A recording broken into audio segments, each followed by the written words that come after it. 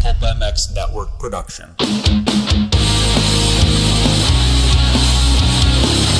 EVS Sports brings you a cheeky Brit and an American YouTube racing sensation weekly on the LVK More Than Moto podcast. Here's your hosts, Phillips and Kellen Brauer. Welcome back, everybody, to another EVS Sports LVK More Than Moto, episode 38, I believe this is. Man, it has been quite a year of shows, Lewis. We've been having a ton of fun. Of course, Kellen Brauer here with Phillips. Ready to bring the action again, and we've had a few things happen since our last show. Obviously, WSX is going on. We have Australian Supercross wrapping up soon, so there's a few topics there, but there's also probably some big breaking news that we'll get into today. First off, buddy, how are you doing today, Lewis? I'm not so bad. How are you, Kellen? Doing swell. It's a nice day here in Southern California. How's the weather in Florida right now for you? It's actually amazing. Yeah? Yeah. Not going to lie, whole thing's working out quite nicely. Okay. I know that you've been running as well lately. Is that part of why you started running, because of weather? I don't know. Okay, good answer. Yep. That's about all I've got. All right, so good weather. Lewis is running, and it's all working out for you. That's fantastic to hear. I'm glad for you. Thank you. Your compassion means the world to me. Are you ready to get back on a plane again soon? Have you enjoyed not being on a plane for a while, actually? I was talking with someone last night, and I genuinely think, and I can't fact check this yet, but I genuinely believe this is the longest that I've ever gone without getting on a plane since I started in media. Even for the Europe days, like through Christmas and like January, you would. Because Nations, Bercy, Anaheim 1, and I've missed Bercy. So when did you first go to Anaheim 1? 2016. Oh, okay. So yeah, I think so, and I never missed Paris. So this is maybe the first time that I've gone 2 months without getting on a flight since I sit in 10 years, essentially. Where are we at on the it's nice versus you're itching to get back on a plane scale? Honestly, I'm not as bad as I would have thought, because back in the day, this would drive me absolutely insane. I'm fairly chill. I'm a bit like chomping at the bit. But yeah, hey ho. All right, hey ho. All right, let's get into our show. Let's talk about these topics today. I think these are going to be fun ones to dive into and go over. Of course, before we do that, I want to give a big thanks to our sponsors. And also as well, Black Friday is coming up, people, and EVS Sports, our title sponsor of the show, has got a massive Black Friday deal that runs until December 1st. They're doing up to 85% on EVS gear, and they say it's all gear has discounts, so definitely go check it out. Of course, experience the pinnacle of knee protection and injury prevention with that marquee EVS Web Eclipse knee brace. For over 39 years, EVS has relentlessly honed their engineering expertise, consistently delivering award-winning knee braces. This legacy of excellence is embedded in every facet of the new Web Eclipse, which represents their culmination of tireless dedication to innovation and rider safety. Use code LVK30 to save 30% off today.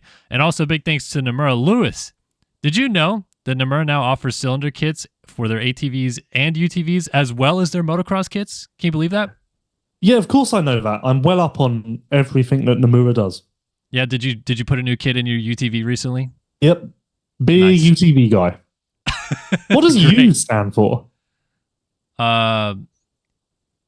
Great question. I thought it was like ultra terrain vehicle or ultra. Yeah, it must be. Yeah, something like that. It's slipping my mind right now. Anyway, thank you to Namura, the leading provider of engine components for motocross, ATV, UTV, and personal watercraft. For over 2 decades, Namura has been the preferred choice for premium and dependable engine components for more than 20 years. Whether you're restoring your vintage bike, rebuilding your four-wheeler, or upgrading your new 450 race motor, Namura has you covered. Our extensive line of cast and forged pistons, connecting rods, gasket kits, engine valves, and soon cylinder kits that enhance your engine's performance. Keep an eye out for our new and innovative products in 2025 and beyond. Stay up to date by following us on Instagram at Namura_technologies. And of course, thanks to Racetech as well. We will have Racetech fan topics today. We finally got a tweet out and a lot of topics actually flooded in, so we'll maybe even do a few. But for 40 years, Racetech has been supplying the motorcycle industry with high-quality suspension components made right here in the USA. For modern and vintage, Racetech is your go-to source for suspension performance. All right, let's jump into this, Lewis. And we're going to start off right away with the biggest news. It's been kind of the biggest news of the year, I almost would say, that this has been brewing to this point, and finally we're getting some more reconnaissance from KTM on this whole situation. But as of Monday, an official PR rolled out from KTM, or was it yesterday? Sorry, yesterday, Tuesday, official PR from KTM rolls out that they are going into self-administration, which means that they're going to insolvency court in Austria to basically have like what would more or less be a third-party auditor try to go through and help them get their economic situation into a better situation than it is now. Their stock has dropped quite a bit. They're obviously cutting back on a few racing programs a little bit in Europe and the US for 2025, but not as much as we originally had thought. Either way, now that this is kind of, I don't know, become more public, it's not really this behind-the-scenes thing anymore. What do you think of it so far, Lewis, and how they've kind of approached even letting people know that this is happening? Okay. So, first of all, these are muddy waters because, truth be told, I, as well as you, are not business majors, financial experts. This is not our field of expertise. If you want to talk about who's going to win Anaheim 1, we're your guys. If you want to talk about a company going into self-administration, you probably need to go somewhere else. But this has transferred into our world, and now we need to handle it.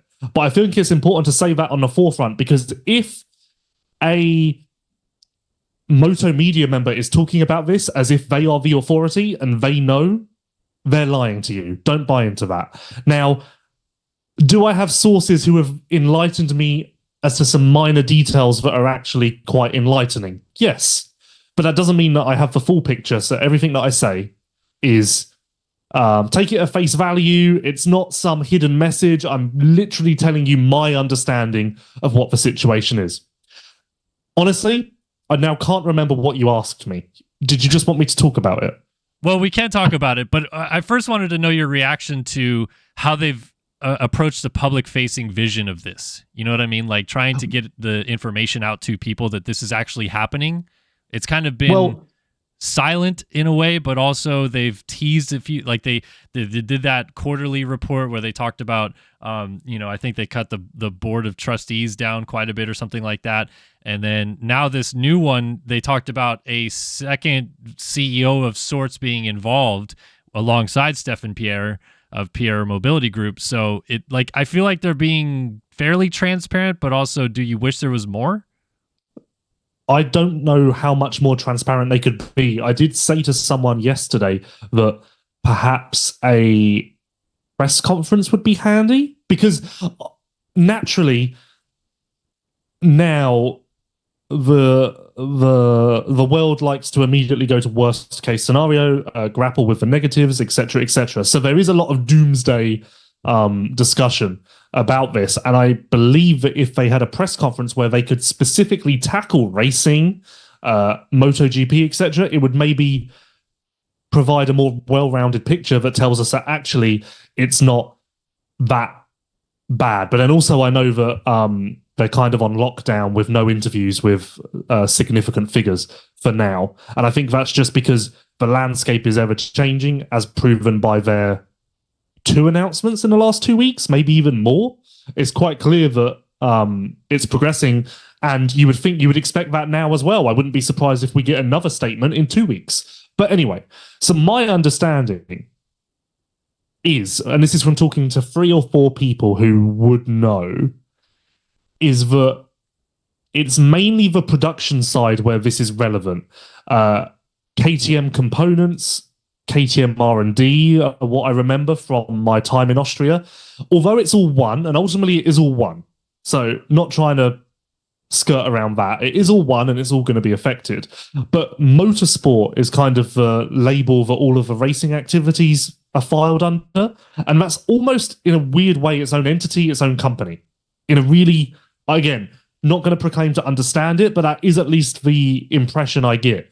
So I believe that for now, the motorsport side is there to support KTM, but it's not the one feeling the crunch, is at least my understanding. Again, don't want anyone to be like, wow, this Lewis guy Absolutely, he's in KTM. He's there looking at the reports. But from everything I've gathered, and even if I can find it quickly, Pitt Byra, talking to, I believe, an Austrian magazine website today, said, we will stay in all of the series that we are in.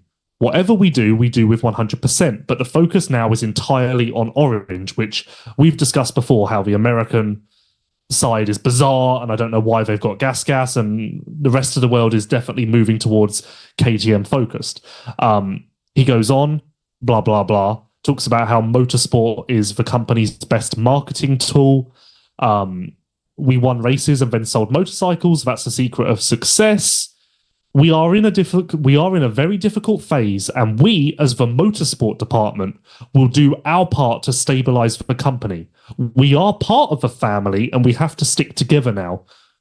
That, to me, kind of backs up what I suspected, which is that motorsport is there, but it's almost the big brother or the little brother who's supporting but not directly in the midst of this. Right. Well, I mean, like I feel like the tone even from Pitt in that interview is very much like we're kind of along for the ride. You know what I mean? Like, I don't think that the racing teams, US, European side, or the world at large, ultimately will be able to affect this in any real way. You know, like as much as he probably wants to, I think this, as you said, ultimately comes down to them being able to effectively restructure what's going on in Austria on their production line and probably scale back quite a bit to be able to not lose as much money as they have been losing, which means that there's going to be, personnel cuts, quite a bit of, production loss, I assume, because of that.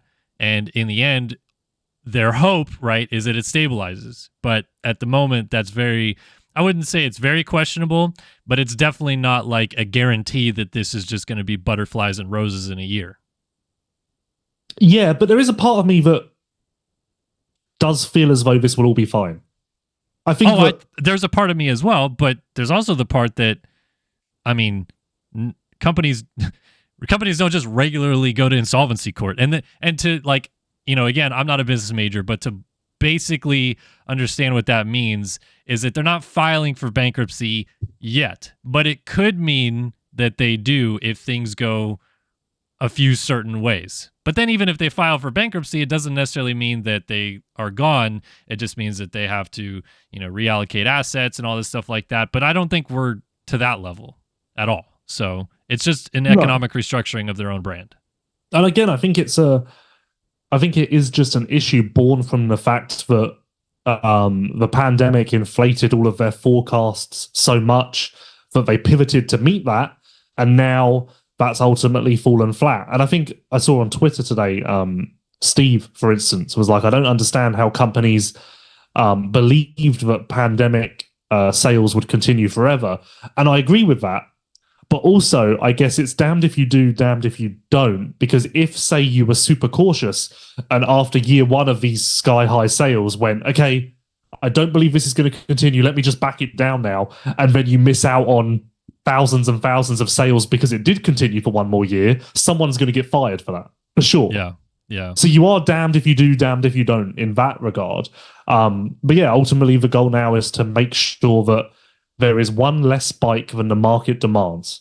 So ultimately they're going to shrink the production line and produce less bikes, which will mean that dealers won't be dealing with an influx of unsold bikes, etc., and it will kind of fix the ecosystem. At least, again, is how I understand it. My last question that I have for you with this before we move on is a lot of people have been asking what this means for riders and athletes on the race teams currently and or riders and athletes that want to come to that race team. In your opinion, do you think that this current situation, if it goes on for a year or two and you're Chase Sexton or you're someone else like that might need to, is looking for a ride and KTM comes to you offering, does this raise questions of concern for you? I don't think so, because a contract's a contract. So if the contract doesn't have any dodgy verbiage in there or any clauses that raise concern, like, yeah, crack on. And also, the fact that they are seemingly going racing with all efforts in 2025 again underlines the fact that there is no cause for concern on the motorsport side at the moment. And again, this could all evolve. Who knows if all of this understanding could be completely wrong in 6 weeks' time. But yeah, I guess we'll just wait and see. We are also along for the ride. Yeah, we are. And like you said, it feels like it's changing every other couple of weeks. We get a new update, and it sounds more and more dire in that way as well, that it is changing that rapidly. But as you and I know from behind the scenes of how this has kind of transpired, I think a lot of people knew that this was coming. It's just finally now a little bit more public facing, yeah? Yeah, and well, they are a publicly traded company, so they have to release these updates. Otherwise, it would all be going on behind closed doors and no one would find out. And that's part of why their stock, for those of you that like are watching stock trends, that's part of why their stock is continuing to collapse, is because they're also, people are reading the market and seeing what's going on with them. And then when they put those statements out is when they're having their cliffs, basically, of going, I think when they put out that PR talking about their, board of trustees or whatever, and cutting that back, that it went from 21 down to 10 for their value of stock. So I don't think that that's something that you can read into and say, well, the stock is collapsing from where it was to nothing.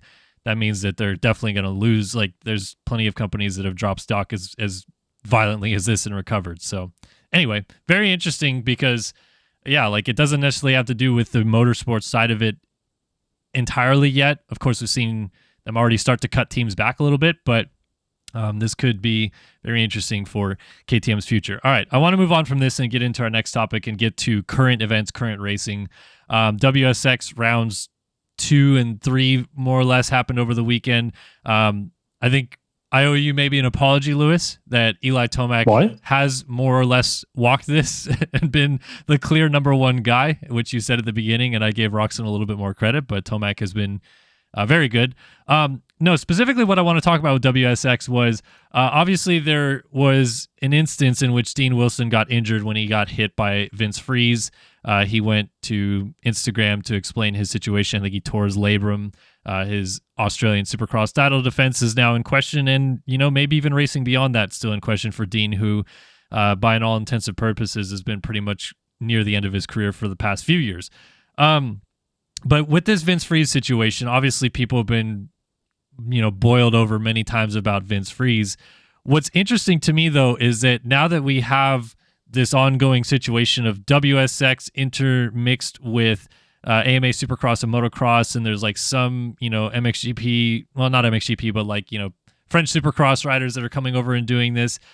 Do you think that there's like a good way, I guess, to properly, I don't want to say penalize people, but enforce something like that, where like in this Freeze situation, it wasn't the last round, so this doesn't necessarily matter. But Freeze, if he does some sort of ridiculous move like this at the last round, it doesn't really affect him, because the next thing he's doing is racing Arena Cross, and then he'll race Supercross after that.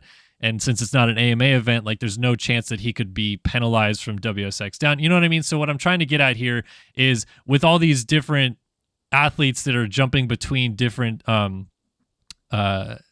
sanctioning bodies, FIM, AMA, and stuff like that, are we ever going to come across a situation where an athlete is penalized from something, but it doesn't actually matter because it was at the end of the series, or they're going to just race the next series anyway? You know what I mean? Wait, you're saying, are we going to come over that situation, but that situation is the reality? So do you mean... No, because it's not the reality, because Freeze didn't get penalized, really. Yeah, but it's not out of the realm of possibility. That's what I'm saying. So I'm saying, Right. Do you think we're going to come across a situation where, again, like, if someone did something really stupid at the last round of SMX, there's a chance that Feld or someone could not only give them a fine and points penalties, but say like, no, you have to sit out a race, or you're black flagged, or whatever. It's very, very rarely ever happen. But I'm just simply asking, with all this jumping between sanctioning bodies, do you ever foresee a situation where we do come across, even when it comes to getting popped again by a drug agency or something like that, where this negatively impacts, or maybe even it helps someone, because if they get popped in one series, they can still race another? I don't know why I'm so confused. I don't understand what's confusing about Because that. I feel like what you're describing is the reality, but you're saying will we ever come across this? I feel like I don't know why I'm confused. I'm the dumbass here, but okay. So what I'm trying to say is, in a situation what you're where describing is the exact reality of the current world. I know, but I'm saying, will we come across a situation because of our current landscape where an athlete does something to get him suspended or banned from a series, but it's like, doesn't matter. I have another series and a different sanctioning body I can go race anyway. So what you're saying is, do we come across a reality where certain riders are maybe more careless because they know that there is an alternative? Yeah, sure. Let's go with that as a narrative for a minute. Okay, well, we might need to, because I'm really struggling and I don't know why. Okay, I'm sorry. I thought I explained it quite well. I don't know. I'm really that's really hurt my head, to be honest. Well, I think a better question would it not be a better question of, will we ever have a situation where Vince Freeze gets banned from WSX? The FIM say, nah, this is unacceptable. We don't want this in our series. And then the AMA, before even having Vince step foot in their series, say, we've seen your activities. We don't want that either. We're not granting you a license. Exactly. That's kind of what I was getting at, is, do you think that something like that happens? No. Okay. Because technically I don't think that would hold up in court, because you don't, like, if you're the person who is refusing to give a license based on events in other series, then I guess if you were in a court of law, you wouldn't have evidence to back up your claim, unless there was a clause in a rule book or the terms and conditions of the license that said your activities in other sanctioned events will be monitored prior to granting approval. Which, I mean, that's not a million miles from the truth. I mean, not the truth, but realm of possibility. Yeah, I was kind of simply thinking of this because, again, you and I, we both kind of pay attention to other motorsports. And in F1 this year, there was a driver that got enough penalty points that he was banned for a race. And in that situation, he was just banned from F1. He could go race whatever other series he wanted. But I feel like in Moto, that's been, I don't want to say rare, but just something that's very uncommon, where we have an athlete get into a situation where he could get penalized or, let's say, banned from a series for reckless riding or something like that, and then just has the opportunity to go race elsewhere. You know what I mean? Like, even what's going on right now, too, that, is still kind of a problem, is that all the Russian athletes that would like to race still can't race because of the sanctioning that's being put down from World Council and FIM about not allowing Russian athletes to race. And the AMA is acknowledging that and not allowing guys like Babashev to race. So again, that kind of crossover, I'm curious how that conflict, if it arises, is ever resolved when you have so many different sanctioning bodies. Because again, like, there's even people racing in Canada, that's a different sanctioning body. You know what I mean? I'm still confused with what you mean. I'm trying to ask if, because veto? they're okay, if you want to veto it, I mean, we're almost done. I mean, I feel like I need to grasp this, because I'm going to get shit on so bad in the comments for not understanding a very simple point. But genuinely, for some reason, I'm just struggling to see the debate here. Let me try to just quickly walk you through it. In the past, if you raced AMA, Supercross, and Motocross, you maybe raced Paris, you maybe raced Geneva, you almost never raced like a full series of something else, except more recently, more people have done Australia, right? So your question is, does a rider ever get banned and go, fuck it, I'm going to go and race GPs and have fun there? No.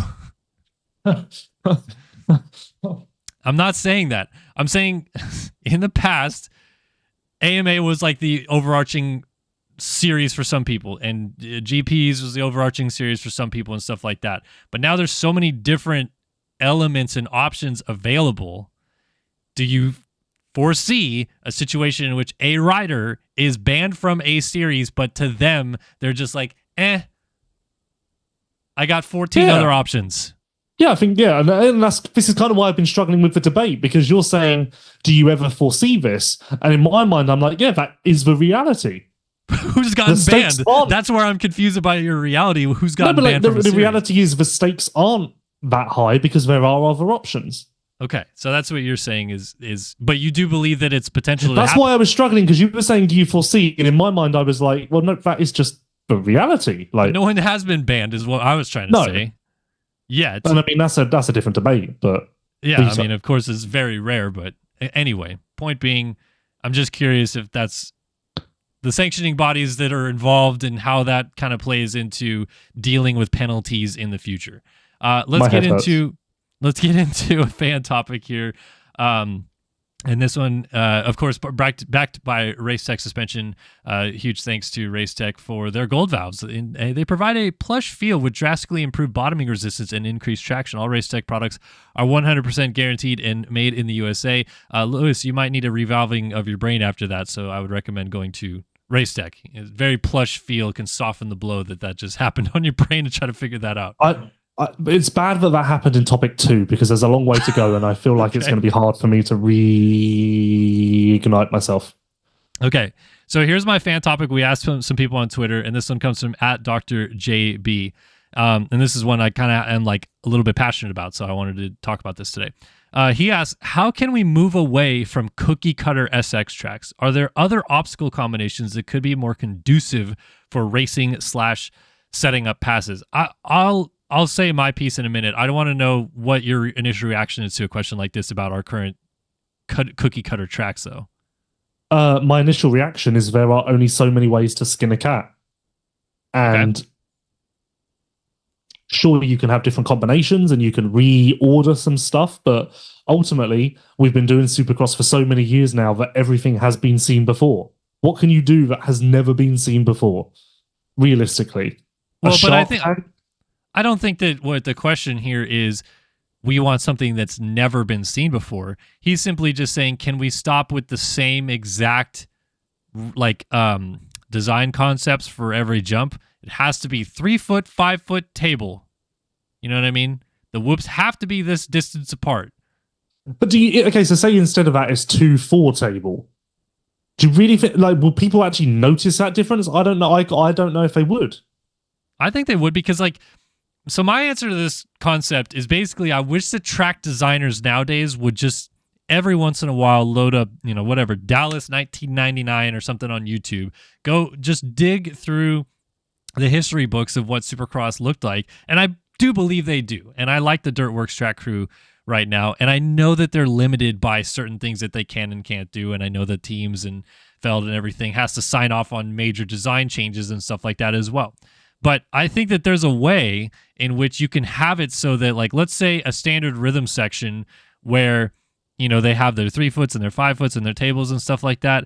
Is it really that ridiculous to mid-rhythm section have, let's say, a random, 20-foot long tabletop or something like that to just throw a wrench into it where you could jump up onto this tabletop or you can jump way off of this tabletop?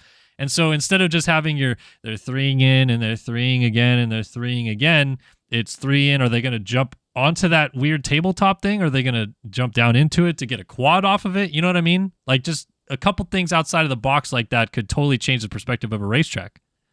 Yeah, okay. See, I've never thought about having a long tabletop in a rhythm section. The immediate reply will be that takes a lot of dirt because essentially you've got a triple where you're filling in the gaps. And where's that dirt going to come from? Another area of the track will suffer. As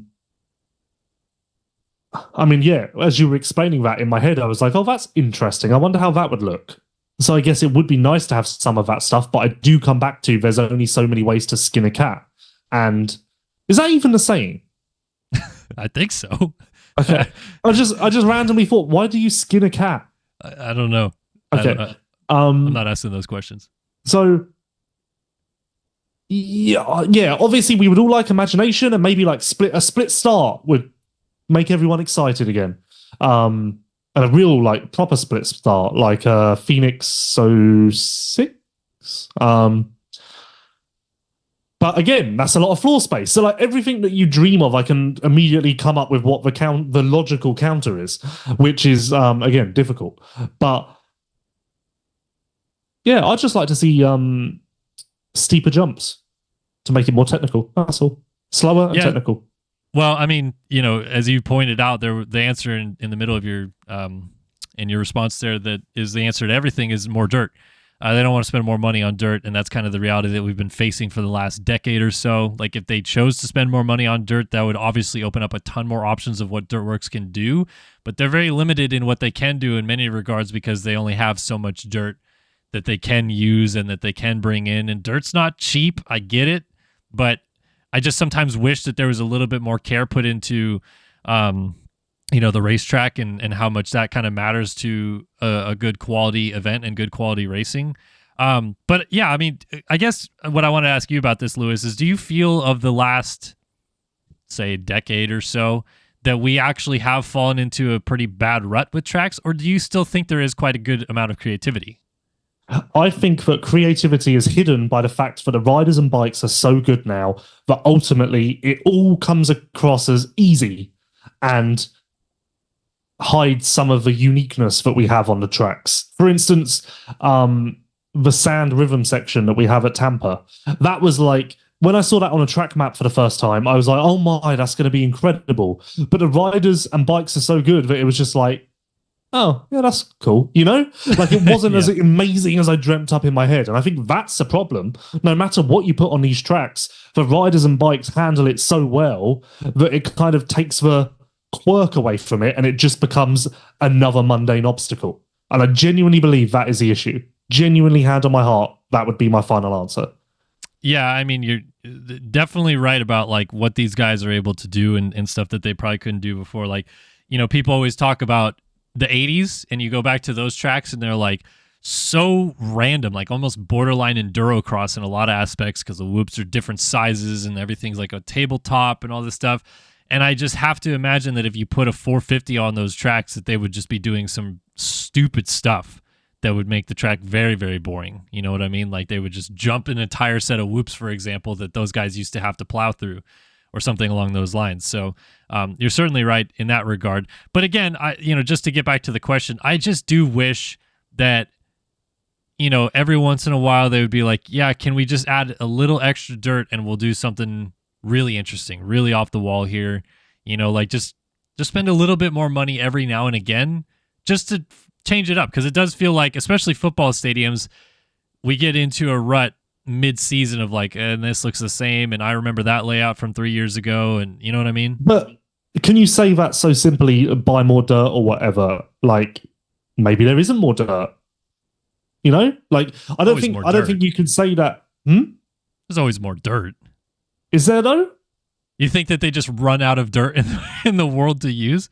Well, no, but like it's obviously a certain, like, it's not like we've got Supercross tracks with 5 different types of dirt. It's obviously sourced from a very specific place, and maybe that specific composition of dirt, they don't want to give anymore. Maybe they need it for building or whatever. Like who knows? I don't think it's as cut and dry as much as it's nice to lean on that. I don't know without asking the question, and maybe if I ask for question, it would be that cut and dry. But maybe it's not as cut and dry as just spend more money and buy more dirt. I'd bet in some markets it's not.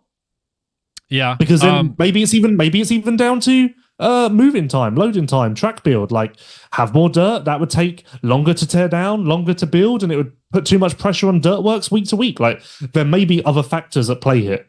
Yeah, that's true. My last question is just getting back to his question again. Do you think that there are obstacles that are, that make better racing that are perhaps not used as much as they should be to make better racing?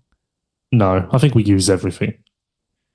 The only thing I would say is that I just I wish that they would try to be a little bit better about setting up corners that go like right, like that kind of like loops back on itself, which is tough to do obviously in a football stadium because you're going to have back-to-back right 90s or back-to-back left 90s or something like that in some shape or form. But I feel like we get into a bull berm, and then we have like 4 right turns in a row, and so it's very one line.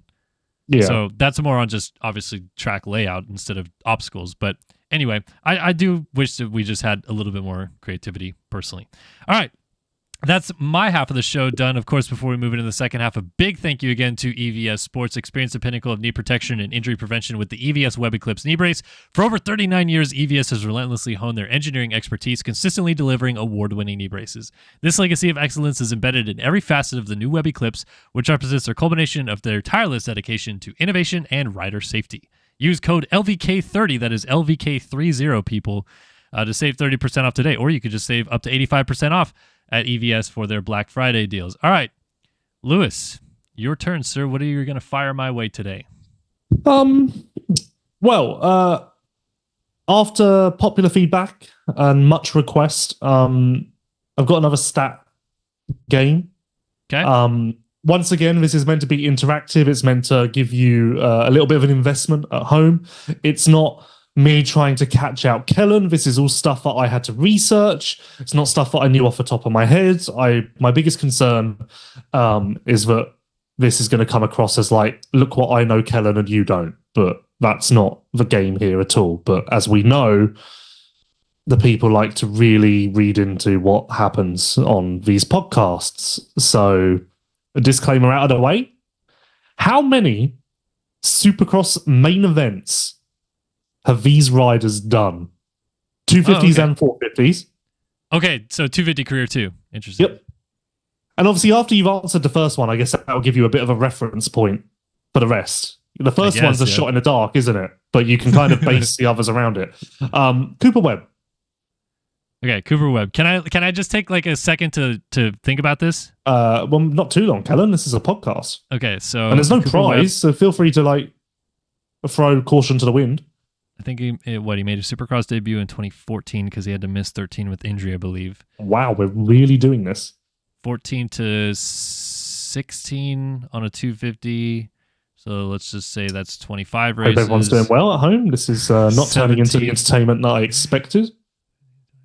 You've probably already said an answer. I will at say home.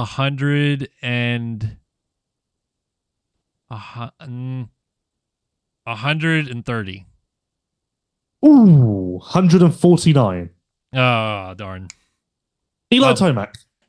Okay. So that's probably just adding on a little bit more. Eli's only missed a handful of seasons.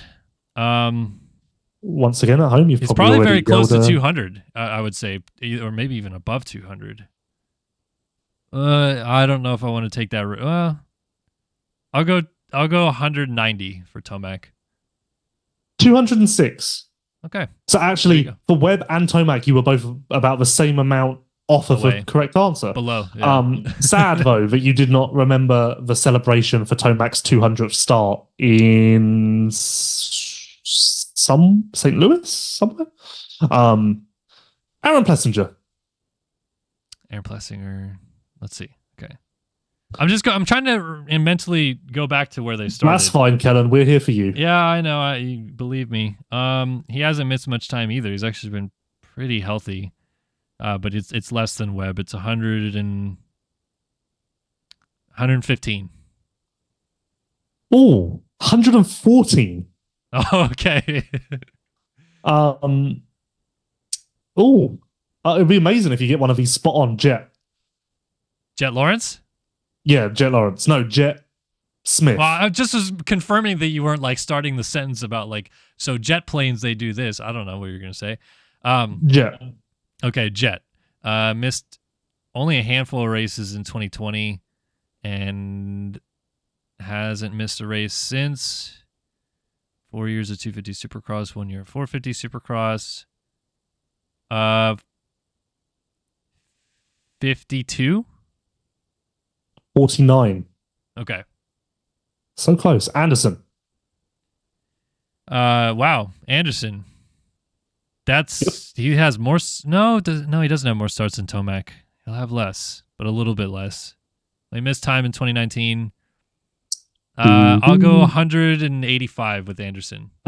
183. Dude, this is very surprising. Yeah, this is very Sexton.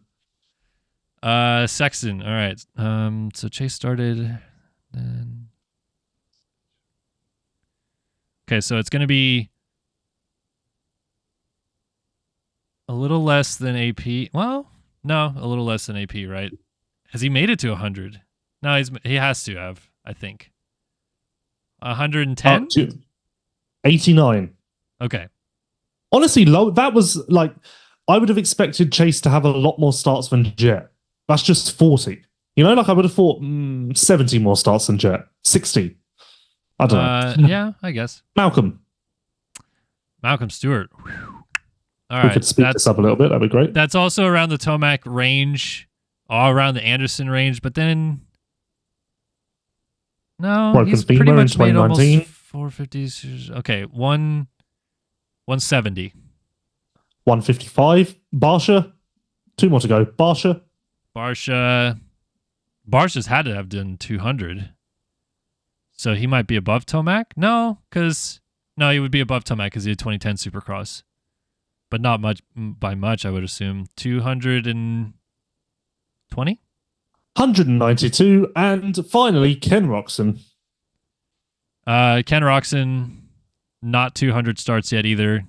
Again, right in that Anderson range, probably. Maybe I'll just give him what I said for Anderson, 170 starts. Well done. Is that it? 170. Yeah! There we go. Unbelievable. We got there in the end. Unbelievable. Never would have thought that you'd get one of those spot on. So well done. I was just going by fives. Like I wasn't trying to do like a random 100. Yeah, I guess it helped that Kenny was on a round round number. Yeah. I cooked, not gonna lie. Yeah, you did a lot better than I expected, to be honest. I guess it does help having the more you go on, you have more of a reference point, don't you? Yeah, it's easier to. It's really easy to just kind of do quick maths of when they started, when they moved to a 450, and if they've missed significant time, which is pretty much what I was just doing in my own head. Okay, so next topic, maybe a random one, maybe not very long, but something that I've spoken to a few people about recently. Why is it that, and this is, the immediate reply will be this is a problem in the world, but I think it's magnified in moto. Why is it that we are drawn to negativity so much? And that seems to be the only moto media that excels now. And this person I was talking to said they've even noticed a trend amongst riders where riders are even quicker to bash a team that they've just left or something like that because they think it's cool and they think that's a thing to do. And it's like, why? And you know what? As this person was like reeling this off to me, I was like, you know what? I think I completely agree with all of it. It doesn't make much sense. Why? Well, yeah, I think there's two sides of it. One is, like you said, the human side of it, which generally speaking, people more often than not tend to look at negatives over positives. It depends on, I guess, what it is that you're doing. But like if someone cuts you off on the freeway, you instantly go into, or some people instantly go into road rage mode and don't weigh out the negatives and positives of that. They're just, guy's an idiot. He's the worst person ever. I think that's irrelevant. No, I'm saying reactionary wise, people who are going to read media stuff will gravitate towards the negative because it's more juicy. You know what I mean? It's more of like natural. And part of why I think that it has become more popular for people to be excited about it and actually want to read about that kind of stuff is because they feel like in some shape or form that stuff is being hidden more often than not. It's not. Yeah, but it like always they seems think like a revelation. Exactly. So to them, they're like, well, wait a minute. Someone's finally actually talking about this. Well, I got to get information about this. Like, I don't know what's happening. I haven't heard about this yet. You know what I mean? Perfect example. So Prado was on Gypsy Tales talking about MXGP. Yeah. And they were talking about how to enter one GP, it's €1,500. And how insane that is. And everyone latched onto it and blah, blah, blah. It's just not true. It was, a couple of years ago, €1,000 to enter a GP. But as of 3 years ago, it was reduced to €300. But it was never 1,500. I thought that was only for European races. Flyaways are still 1,000. No, flyaways are free now. Oh, flyaways are free. Okay, so then, yeah, I had that backwards. There's something was cut down all the way. So, but yeah, my point being, the facts were wrong, and everyone was just all over this, like, yeah, right. And point being, MXGP has its faults. Not sure if everyone's aware of this. Definitely a lot of reasons to be negative. Well, not a lot, but some. that is actually the reason why MXGP should be having a pat on the back, because they did listen and they did reduce the entry fee to €300, which is comparable to America, where it's $250, I believe. Yeah, but stop. Like, people are gonna go right to the comments about this, Lewis, and this is why people are upset about it. In About the prize US, money. exactly. In the US, you have the ability almost. No, but I'm not getting involved in the argument. I'm not getting involved in the argument. Okay. I'm more putting a spotlight on the fact that the fact was wrong and actually wildly incorrect, because they were saying 1,500, it's actually 300. And yet everyone just ran to that and was like, oh my God, this is amazing. Yeah, speak out. And it's like, well, no, that's not true. But then if you actually had the facts in there, it wouldn't actually get that much, it wouldn't even get the same attention, because no one would care. Because it's boring. There certainly is the problem of sensationalizing things that people fall into the trap of, for sure. That's even happening with this Deegan Lawrence thing right now, and that the reality of what is actually happening there, and we don't really want to get into the weeds of it, but the reality is much different than the public perception. And again, people have just taken the public perception side of it and ran with it. Back to the Prado thing, though, real quick. And I listened and watched the Gypsy Tales part that you're talking about. He was talking about his buddy that was trying to race in Galicia or whatever. Yeah. And then couldn't race because it costs too much. I don't understand if that just happened and Prado was privy to that guy not being able to race it. Did that guy tell him the wrong information and that's what Prado's feeding off of? I clarified with someone. I went, it did drop to €300, didn't it? And they said yes. So I don't know. I'm just trying to figure out, is it wild card? Is it, because wasn't there a thing for a while where it was well, if you're part of a team, the team pays a fee? Yeah, well, the team entry fee is a whole different thing. It's a season thing. But it's never been €1,500. Anyway. And this is what, so someone rang me and was like, it sucks that you have to play up to this. Not this specifically, but it sucks that in your job you have to lean on the negativity and run with this. And I was like, yeah, but I don't want to. But then this started an internal crisis where I was like, I almost feel like you have to be in moto media, because I'll happily talk negatively about something I believe in, or if someone's wronged, but not just for the sake of it. I'm not just going to start ranting about something that's not for the sake of it or not true. But it's a weird one in the moto space, and I feel like it's becoming more and more prevalent. But anyway. Yeah. Well, it's a balance in the end. I mean, I feel like I'm seeing more often if I get an Instagram reel or something come across my feed that is a feel-good story, and you go to the comments, there's people in the comments saying, I love this, I wish we heard more about this, and people are getting, in general, I feel sick and tired of media in terms of, I'm not talking about us, I'm talking about national media and their coverage of events, because it just is always so negative. It's never about, and that's kind of what news is in the first place. They're always going to cover disasters and murders and all that stuff first, but there's never anything positive interjected into the media anymore.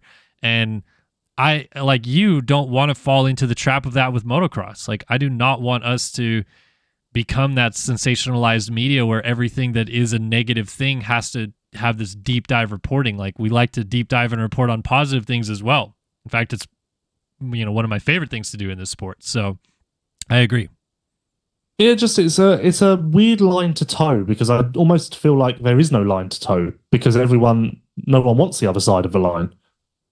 I think they do, but I think, like you said, it's just, kind of human nature in a sense. And like I said at the beginning of this, I do feel that there is an unfortunate sort of narrative going on right now where there's gatekeeping going on, as in us in the media and the promoters and everything are trying to keep stuff hush hush about something, which has happened in the past. People used to think that everyone was doing HGH in the sport and everyone was keeping it hush hush, and I don't think that any of that was a reality. But you know what I mean? I just think that people are so keen to be well, we think that these people are lying to us, so let's go find the real truth. And it's we are telling the real truth. Yeah, and you're not even finding the real truth. You're finding you're finding something that may not be the truth, but because it's raw and it's the negative side. You're like, well, that has to be the truth because that's not polished. Yeah. Anyway, moving on. I'll take a fan topic as well. Jacob A73. How many Supercross wins do you think each of Jet, Chase, Eli, Webb, and other will get this year? Break the 17 rounds into wins. I saw this one. First. Okay, you'd like me to start. I do actually think it's going to be kind of similar to last year. I think Jet will get like 1 or 2 less wins, personally. And those will be usurped by Tomac/Sexton to some degree, but I think it's going to be about the same. I think we'll see Jet win 7, Webb 4, and then Tomac and Chase split the other 6, so 3 each. Okay, not far from me. I was going to say Jet 7, Tomac and Chase 4 each, and Webb twice. Okay. Yeah, so you think, but okay, so can I ask? I honestly feel fairly confident that those are your 4 winners and no one else gets one. I do feel quite comfortable saying that. I feel like there's less chance this time around because in 2024 there was is Tomac going to be back and what is Jet Lawrence like as a rookie in Supercross, and now I think both of those are not really question marks anymore, So that washes away the random, and I don't want to call it random necessarily, but the Aaron Plessinger getting a win in the mud and Ken Roxon getting a win at Glendale, like that kind of stuff I feel like is going to be the 4 that we see in that group there are going to establish their dominance earlier, I think. Yeah. I do want to ask though, you said Tomac wins A1? Yeah, and to be honest with you, I've been trying to figure out where my head's at ahead of 2025. I've been toying with the idea that maybe Eli is my title favourite. I'm not sure. It's kind of a work in progress in my mind. 4 wins gets him the title? I think I'm more certain that Jet wins the most race. Well, this is also where I was at heading into 2024. I feel like it's a safer bet to say Jet wins the most races than it is for him to say that he wins the title. Does that make sense? Okay. Yeah. Because he can win the most races and get hurt. Sure. Yeah, certainly. Do you think we're still at the point with Jet where it is, I don't want to call it rookie mistakes, but like we're going to see that a little bit? Like he's going to have non-veteran tendencies still? I don't know. There is a chance. Like everyone says that Jet will be better because it's year 2, but he was so good in year 1 that is it possible that he won't be that much better because he almost entered year 1 at year 2 level. So year 2 is just year 2 level, but it looks stagnant because he got there earlier. I don't know. Well, I mean, part of what my thought of was with Jet not winning as much or as even more than he did in 2024 is that they even said in Paris that they're kind of struggling already with this 25 Honda platform in Supercross, which they didn't really feel outdoors. And while I'm sure they'll figure it out, there is every chance that those guys working in Florida pretty much nonstop, and then they get to California hard pack slick rounds, they struggle for a little bit. Yeah, is it possible that Jet could be in the situation that Chase was last year? Maybe a little bit. Yeah, Chase a fraction of that. Yeah. Good news. Next week, I and likely not you, maybe you, who knows? We'll be able to sit down with Jet and Chase and Hunter and every single rider to figure this out and see where they're at. So actually, if we do an LVK at the end of next week, could be packed full of news. Maybe what we do at the end of next week then is we do an LVK, and then all I do is I just go one by one through each rider and say, so what was the most interesting thing this person said?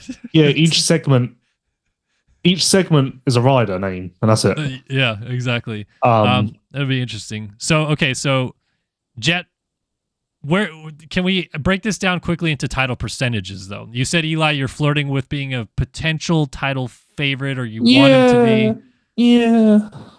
Honestly, at the moment, I could almost go like 25, 25, 25, 25 across those riders. I don't feel especially... Look, Jet's always going to be the safe bet. he's always going to be the smart money. But I don't feel especially like I'm leaning towards one or the other at the moment. I kind of feel like, and that's not to say that I'm excited thinking this is going to be a 4-way battle to the end. I probably do think deep down the Jet will rise above, but for the moment, I'm kind of like open to other possibilities, I guess. Yeah. In your 2025 across the board scenario, the one way that I always do this it gives me an actual solid answer. Of those 4 riders, which person would surprise you the most if they dominate in 2025? Webb, but only because when he wins a championship, it's rare for him to dominate. It's done close, in a more methodical way.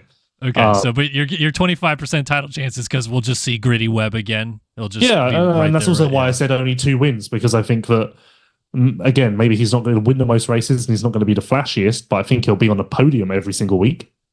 Similar to 2023 last year with the Chase Eli Webb battle. Webb was just there and not losing points because he was just there every single week. And I could see him doing that again. His results last year: 2-2, 4-5, 1-2, 1-2, 3-2, 2-4, 4-5. Like, ideal. Brilliant. Yeah. And then lastly, if we think these are going to be the 4 guys that win races, who is your one pick for an upset winner? Well, like I said, I'm very comfortable with my 4, so I almost don't want an upset winner, but obviously Roczen, right? Obviously, that has to be it. I guess, yeah. I mean, Prado? No. Prado? In the mud? Because he's so known for it? Yeah. Yeah, I think you have to pick Roczen over Anderson. At this point, I mean, Anderson had what? 4 podiums last year? Yeah, 4. Oh, what a guess. So yeah, I mean, Roczen is the safest bet outside of those 4. You don't think Hunter, J. Coop, Malcolm after we saw him in Paris? That was funny because I actually didn't consider Hunter once for any of this. Kind of forgot about him. Sad. No, I think that that's fine because I actually think that we need to allow Hunter a bit of rope here, because I think after such a successful SMX and successful outdoor season, everyone's bar is going to be raised much higher for Hunter than it was in Supercross last year, whereas I personally will be judging him based on what he did in Supercross last year. So if he's a consistent top 5 guy, I will be like, yeah, that's good. Whereas I think a lot of people will be expecting him to be battling for the win and wondering what the hell's going on. Certainly. Yeah, well, I think all of it will be very exciting. I think for me, I still pick Jet to win the title, and I think he'll take 7 wins, and I don't want to say win it easily, but I think he'll have a decent gap by the end. I think that's definitely the favorable option, and the smart money, smart bet.